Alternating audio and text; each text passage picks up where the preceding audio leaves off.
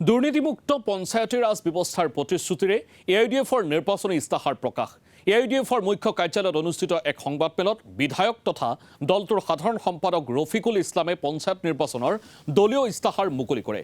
BJP কংগ্ৰেছৰ দিনত পঞ্চায়তী ৰাজ ব্যৱস্থাত সংঘটিত হোৱা দুৰ্নীতি কেলেংকাৰী বন্ধ কৰাৰ প্ৰতিশ্ৰুতি দিয়ে বদৰুদ্দিন আজমল নেতৃত্বাধীন AIUDF দলে।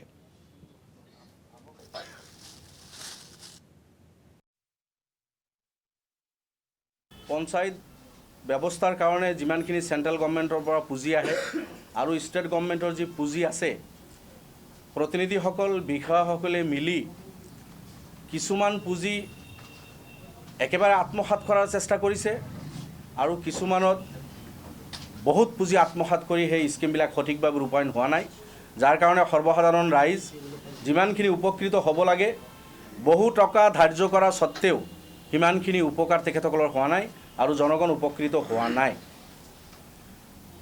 MGNৰেগাৰ যিবিলাক আঁচনি আপোনালোকে জানে চেণ্ট্ৰেল গভৰ্ণমেণ্টৰ পইচা, MGNৰেগাৰ আঁচনিৰ সঠিক ৰূপায়ণ হোৱা নাই।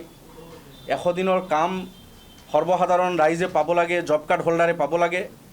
100খন জিলাত 100, 200, 500তকৈ অধিক মানুহে 100 দিনৰ কাম পোৱা নাই তেখেতসকলে।